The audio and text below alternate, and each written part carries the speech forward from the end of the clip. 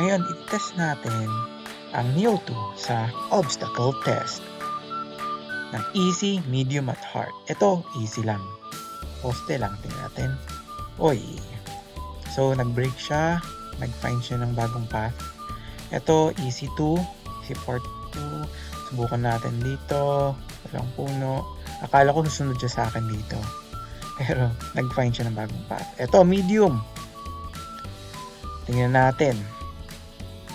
Mabubunggo ba? Op, nakikita niya ako pero hindi niya alam paano sumunod sa akin or hindi ganun kalayo para sumunod. Yan, okay, umilag naman. Okay, pwede na. Ngayon nakatalikod ako, pumunta naman siya sa pero nailagan niya pa rin. Ayos yan.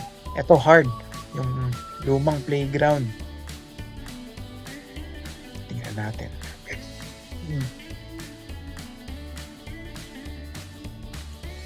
Hanggang saan kaya niya sumunod. Hop. Okay. So, tumaas siya. Okay. Not bad yun. Okay. Daming kalat at wires dito. So, tingnan natin. Inilagan niya yung wire. Okay. Mahirap na dumaan dun eh. Dito na ako dumaan. May dalawang wire dito. Tingnan ang gagawin niya. Hop. Oy, nice moves. Tapos dito, sa duyan. Tingnan natin anong gagawin niya dito. Okay.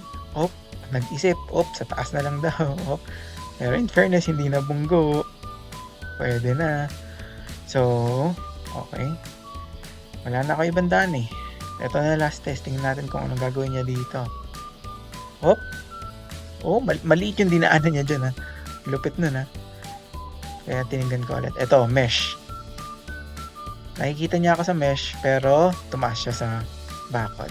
Okay, that concludes. Pasado ang Neo 2. Kung hindi pa kayo nakakabili, bumili na kayo. Salamat sa nanonood. Ito na lang muna. Hanggang dito na lang muna. Next content na lang ulit bukas.